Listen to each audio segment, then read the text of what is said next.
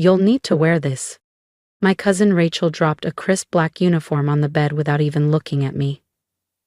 "The staff's short tonight. Since you work in hotels or whatever, you can help out."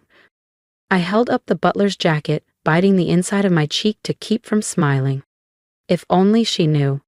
I didn't just work in hospitality. I owned the Silver Pines Lodge, the exact place she was about to walk down the aisle. "You want me to serve drinks at your wedding?" I asked, keeping my voice level. Rachel smoothed her silk veil in the mirror and shrugged. "It's not like you were really invited, Elena. Uncle Mark says this is a good reminder for you. Some of us were meant to lead, and others, well..." She trailed off, but the message was clear.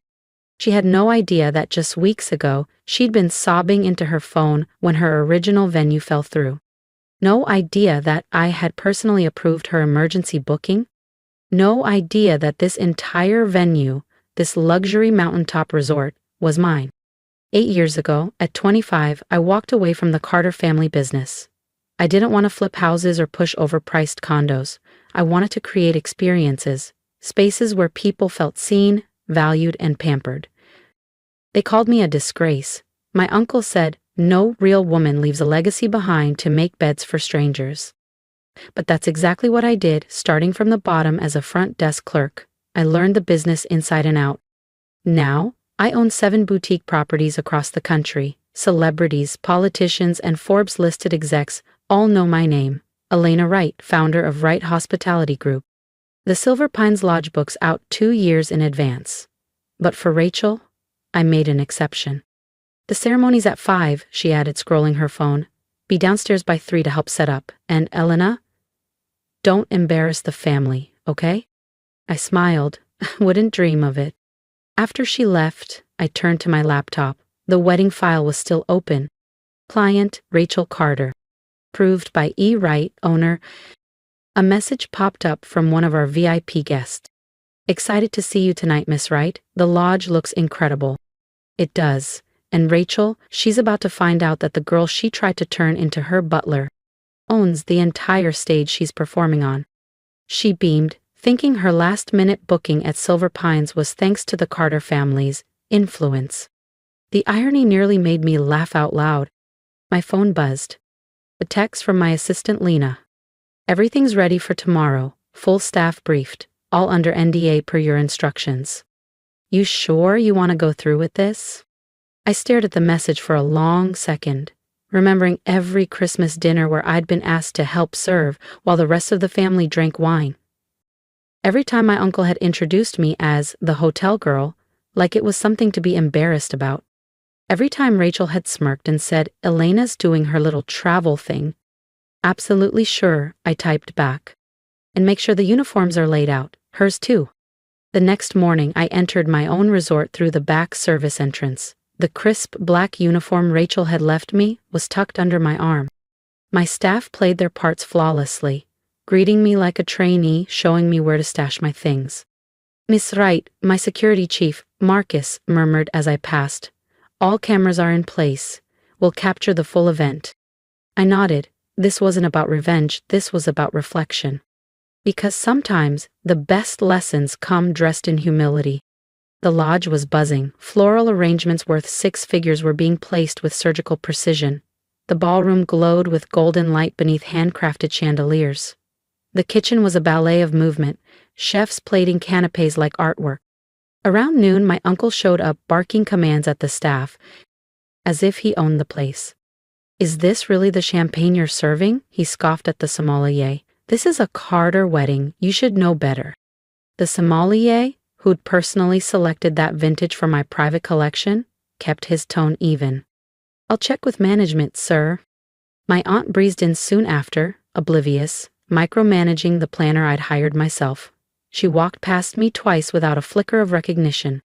By late afternoon, guests began arriving. Familiar faces, not just from family photos, but from luxury booking ledgers. The CEO of Stratton Bank, who had just requested exclusive buyout of my Aspen estate for New Year's. A Hollywood producer who liked to name-drop me at awards parties. And Peter Lang, the tech billionaire who once joked that one day he'd buy my company, having no clue I was Wright Hospitality Group. "Elena," Rachel's voice snapped me back. Stop loitering, guests need champagne. I grabbed a silver tray, gliding into the crowd. Glass after glass they took from my hand, never once looking up. Exactly the way my family always had. You're just beginning to see how this night unfolds, so don't forget to subscribe for part 2, where one toast changes everything. My cousin Ethan, freshly promoted to junior partner at his father's firm, actually snapped his fingers at me. Hey you, we need more ice at table 4.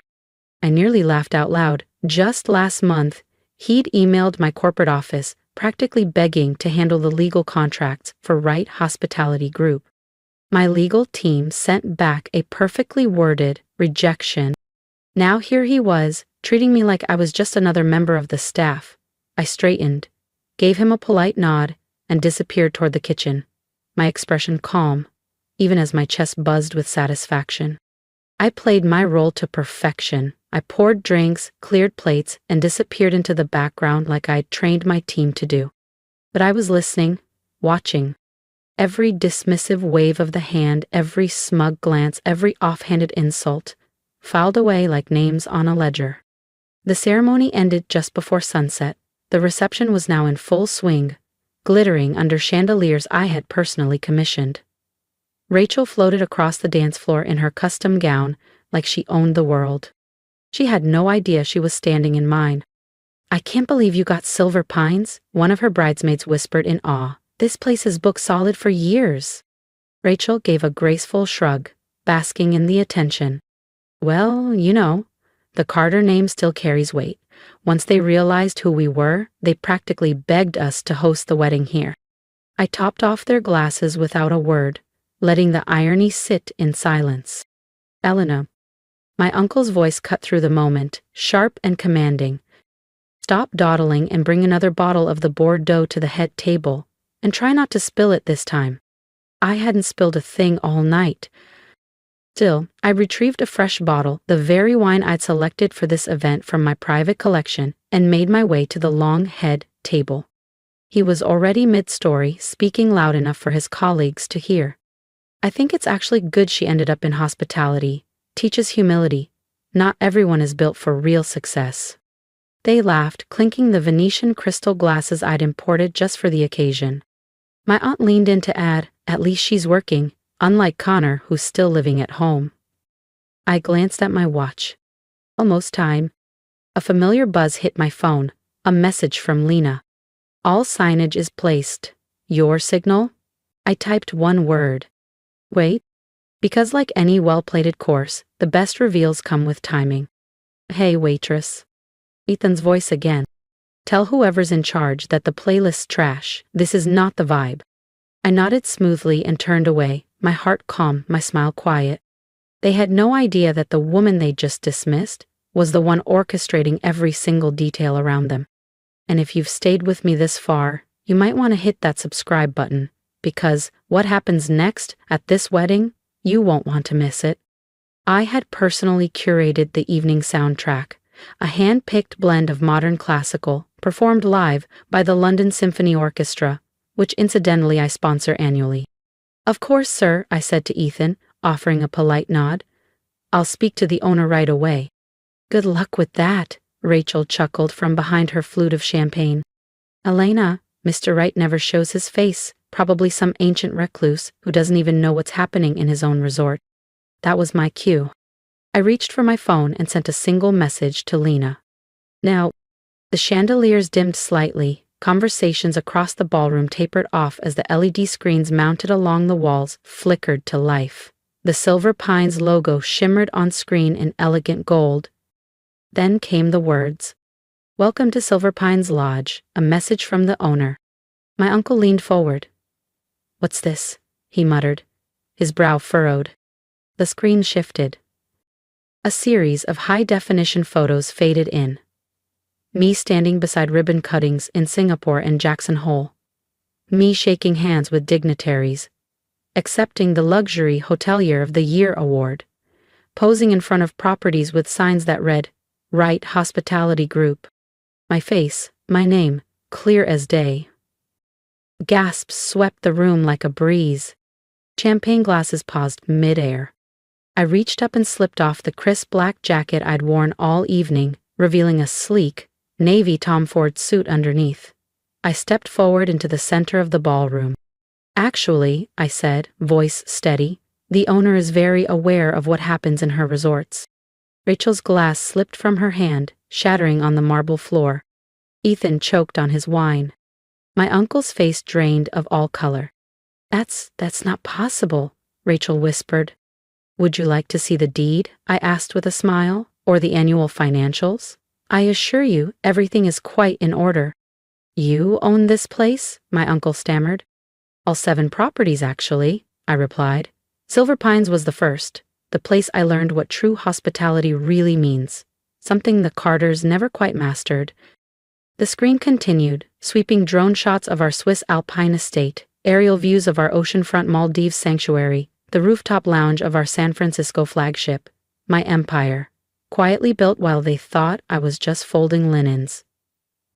"While you were all too busy mocking my little job," I continued, "I was building a brand worth 3 times more than Carter & Sons real estate." That landed hard. Their firm had always been our family's claim to fame. The thought that I had surpassed them without their notice made several jaws visibly clench. "Why didn't you tell us?" my aunt asked, her voice shaking. I looked her dead in the eye. "Would you have believed me? 10 years ago you said no niece of yours would ever amount to anything serving other people." I glanced around the room. Turns out, I wasn't just serving, I was leading. "You were right about one thing," I said calmly. "I don't work in service. I revolutionized it." Right on cue, Lena appeared at my side, tablet in hand. "That's right, the governor is on line 1. Should I let him know you're tied up with family matters?" A murmur spread like wildfire. The same governor who earlier had waved me away like I was invisible was now asking for me by name. "Elena," Rachel took a hesitant step forward, the lace of her gown brushing the polished marble. "We didn't know. I never meant—" "No, you didn't," I agreed. "You were all too busy looking down to ever look up."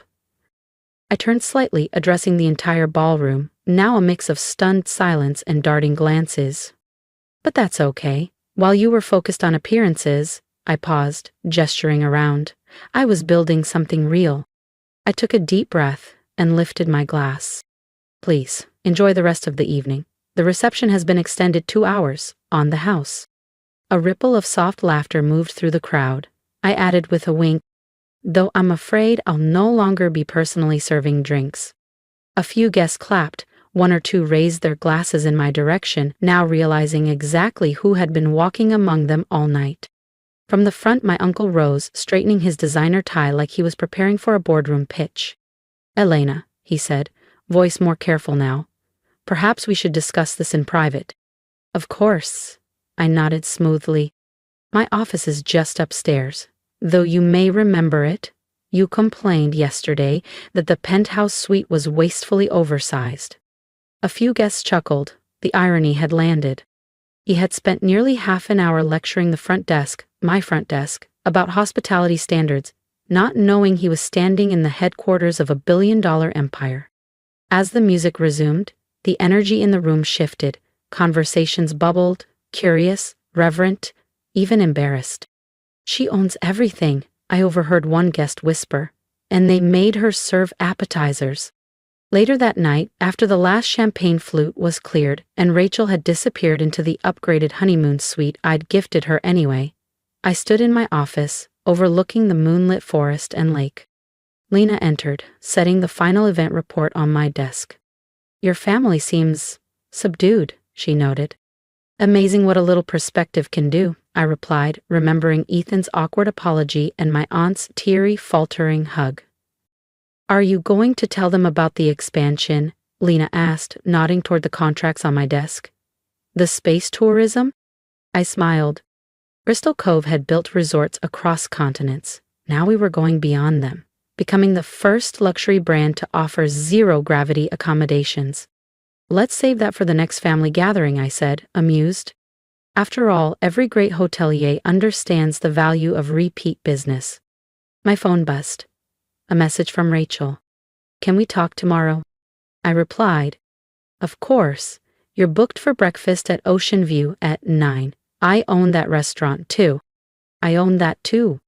Sometimes the greatest service you can offer isn't pouring wine or clearing plates, it's quietly teaching people what respect truly means.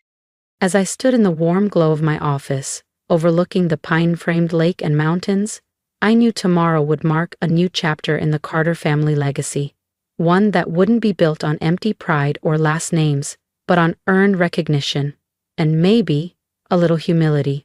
Because success was never about who you serve, it's always been about how you lead. And sometimes, leading means stepping back and letting others see what they've been blind to all along. I glanced over at the butler's jacket, still draped over the chair near my desk, a symbol of how low they believed I'd fallen.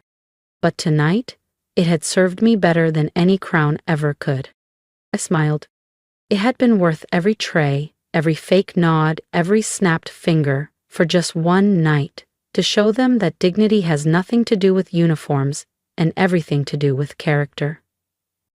Outside, the sky melted into hues of amber and lavender, casting a soft golden light across the landscape of my resort.